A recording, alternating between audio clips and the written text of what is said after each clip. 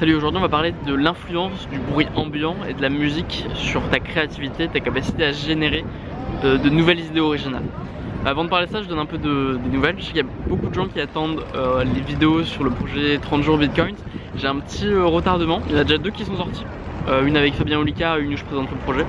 J'ai eu un petit retardement pour vraiment commencer le projet 30 jours 100% Bitcoin.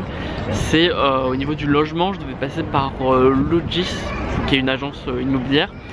Et voilà, pour payer un loyer uniquement en Bitcoin, mais il se trouve qu'ils n'acceptent pas un loyer 100% en Bitcoin. Donc j'ai passé une petite annonce sur Facebook pour rechercher un appartement auprès de quelqu'un qui pourrait accepter que je paye un loyer en Bitcoin. Donc n'hésite pas à faire passer le message.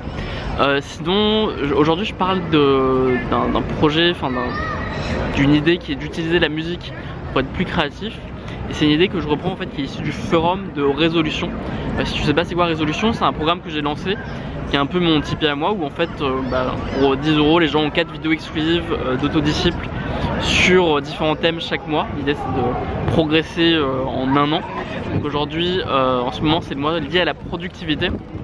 Mais là donc aujourd'hui je vais prendre quelques idées, quelques liens qui m'ont été donnés dans le forum Résolution sur la musique. Il y a un site que moi j'utilise depuis longtemps déjà qui s'appelle Coffeetivity, qui est en fait un site qui utilise un concept simple, qui est qu'on serait plus créatif quand on entend des bruits de gens dans un café. Ça peut paraître assez bizarre, mais en fait il y a des études scientifiques là-dessus. Il y en a une en particulier qui est constituée de 5 expériences qui explique que voilà, pendant longtemps on savait pas trop le lien entre le bruit, on avait plutôt tendance à croire que le bruit c'était un truc qui nous déconcentrait, qui nous empêchait d'être productifs et créatifs. Sauf pour quelques exceptions. En tout cas, il y a une étude scientifique qui disait ça, qu'il y avait certaines exceptions de personnes très originales, très créatives, pour qui le bruit ambiant avait un effet contraire, qui avait l'effet de les rendre plus créatifs encore. Ensuite, donc il y a cette étude qui est sortie il y a quelques temps, qui montre que en fait, pour la plupart des gens, un niveau de bruit moyen, c'est-à-dire ni totalement bas ni très haut, un niveau de bruit moyen peut très souvent augmenter la créativité. Et donc ça a été testé. Donc un niveau de bruit, ça veut dire voilà, ça peut être le bruit ambiant, ça peut être une musique classique, ça peut être une musique jazz, un truc qui va pas capter toute ton attention, mais qui va un petit peu prendre ton attention. Et la théorie en fait de cette étude là-dessus, c'est que quand il y a un bruit, on a tendance à avoir des difficultés à traiter l'information. Et comme on a du mal à traiter l'information, on pense de manière plus abstraite. Et quand on pense de manière plus abstraite, eh bien on a un plus haut niveau d'interprétation, on est plus capable de faire des liens entre différentes choses. Et en un mot, en fait, c'est la clé pour être plus créatif.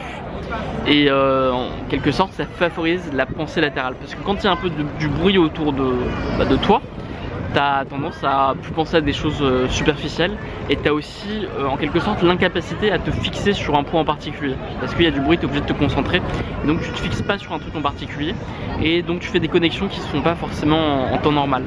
C'est un peu lié à la question du désordre d'ailleurs.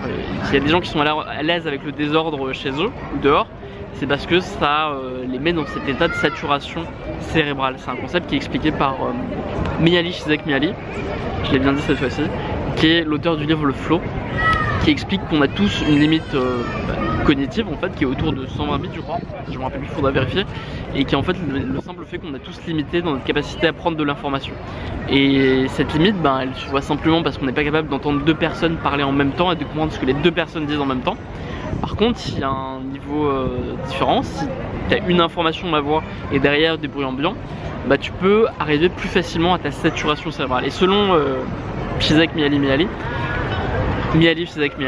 il se trouve que quand on atteint la saturation cérébrale, on a plus tendance à être dans le flow, c'est-à-dire un état où on perd un peu son ego, un état où on est plus créatif, plus productif, on voit pas le temps passer. Voilà, c'est un truc dont j'ai déjà parlé dans plusieurs vidéos, je te mets les liens.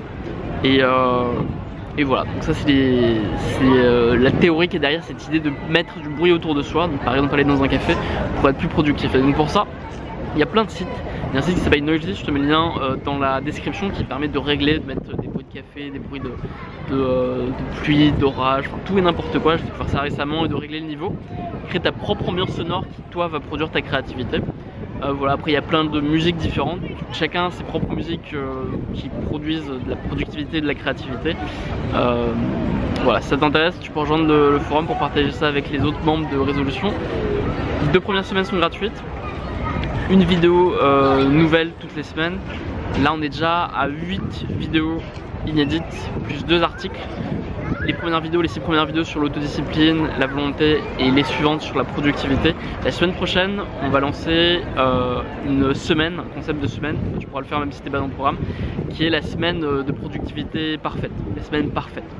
Et voilà, donc si tu veux te préparer à ça, on en reparle très bientôt. Et c'est tout, je te souhaite une bonne journée.